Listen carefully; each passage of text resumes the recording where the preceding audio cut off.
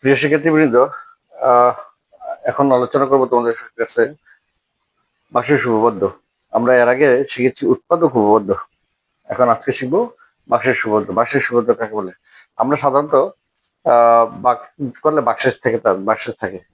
পাটিগণিতে বাক করলে বাক্সেস থাকতে পারে, বা বাক্সেস নাও থাকতে পারে।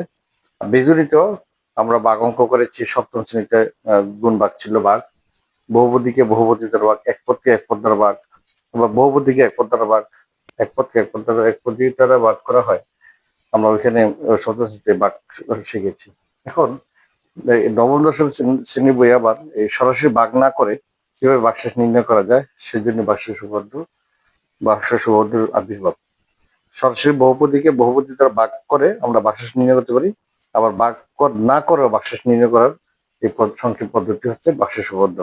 কোনো বহুপদীকে আরেকটি বহুপদী দ্বারা বাঘ করলে বাক্সেস কত হবে তা বাঘ না করে নির্ণয় করার পদ্ধতি হচ্ছে বাক্সেস উপপাদ্য। সেটা কেমন? বলা হয়েছে বাক্সেস উপপাদ্য হচ্ছে যদি ফাংশন অফ এক্স ধনাত্মক মাত্রার বহুপদী হয়, অর্থাৎ এটা একটা ফাংশন থাকবে, ফাংশনে কি একাধিক পদ থাকে, বহুপদ থাকে, 3 বা 4টা বহুপদ থাকতে পারে, অর্থাৎ 2টাও থাকতে পারে।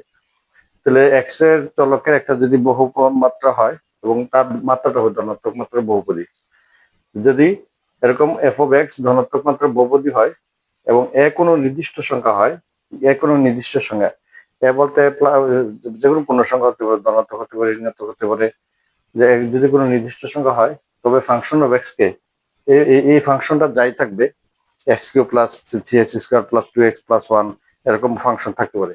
ওই ফাংশনকে এক্স মাইনাস এ দ্বারা ভাগ করলে বাক্সেস হবে ফাংশন অফ এ। অর্থাৎ এই ফাংশনে এক্স এর পরিবর্তে কত বসাই দিব? এ বসাই দিব। যদি মাইনাস হয় তাহলে প্লাস এ বসাবো, যদি প্লাস এ হয় এখানে প্লাস এ, তাহলে এখানে মাইনাস এ বসাবো। তাহলে বসাইলেই হিসেব করলে যে মানটা থাকবে সেটা হবে ওই ফাংশনের বাক্সেস। তাহলে বাক্সের পদ্ধতি কি? যদি এফ অফ এক্স, আবার বলছি, যদি এফ অফ এক্স ধনাত্মক মাত্রার বহুপদী হয় এবং কোনো নির্দিষ্ট সংখ্যা হয়, তবে ফাংশন অফ এক্স কে এক্স মাইনাস এর দ্বারা ভাগ করলে বাক্সেস হবে ফাংশন অফ এ। আর যদি এক্স প্লাস এর দ্বারা ভাগ করতো, তাহলে এক্স প্লাস এর দ্বারা ভাগ করলে এক্স প্লাস এর সমান 0 ধরবো, তাহলে এক সমান কথা হবে মাইনাস এ, তখন বাক্সেসটা হবে কি? ফাংশন অফ মাইনাস এ। যদি এখানে এক্স মাইনাস এক্স প্লাস এ বলে তাহলে হবে ফাংশন অফ মাইনাস এ, আর যদি এক্স মাইনাস এ বলে তাহলে বাক্সেস হবে ফাংশন অফ এ। এই হচ্ছে বাক্সেস উপপাদ্যটা। যদি আবার বলছি, যদি এফ অফ এক্স ধনাত্মক মাত্রার বহুপদী হয় এবং কোনো নির্দিষ্ট সংখ্যা হয়, তবে ফাংশন অফ এক্স কে এক্স মাইনাস এ দ্বারা ভাগ করলে বাক্সেস হবে ফাংশন অফ এ। তাহলে এখন আমরা একটা এরকম সমাধান করতে পারি। যদি আমরা বাক্সেস উপপাদ্যের প্রয়োগ যদি আমরা দেখতে চাই, তাহলে এরকম একটা অঙ্ক যদি আমরা করি,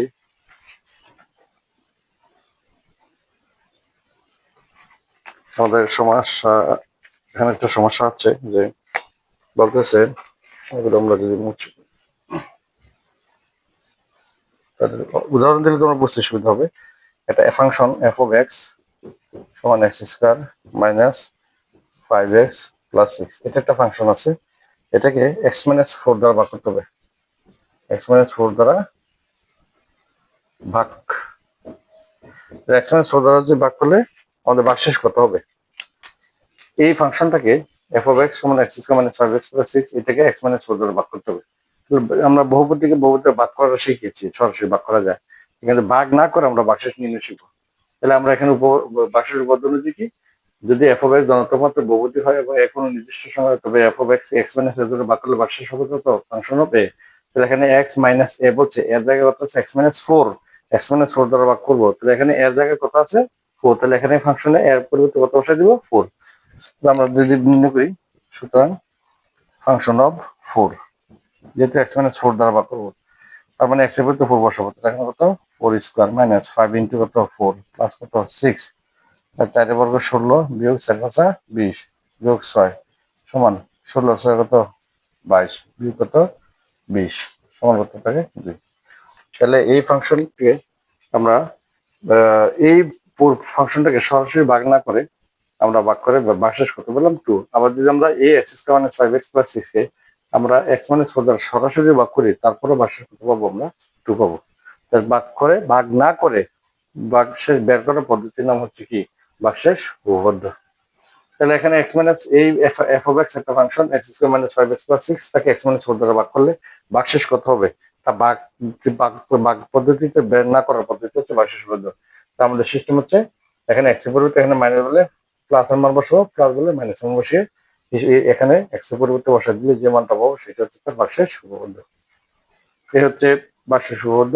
এর আগে ছিল উৎপাদক উপবদ্ধ। এই উৎপাদক উপবদ্ধ এবং বাক্সের শুভবদ্ধ গুলো তোমাদের উৎপাদক করতে নবম দশম শ্রেণীতে খুবই গুরুত্বপূর্ণ দরকার। আশা করি বুঝতে পেরেছ। তোমরা বুঝতে পারলে আমাদের সার্থকতা। ভালো থাকবে।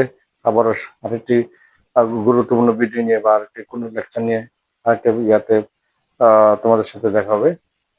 সে পর্যন্ত ভালো থাকো। আল্লাহ হাফিজ।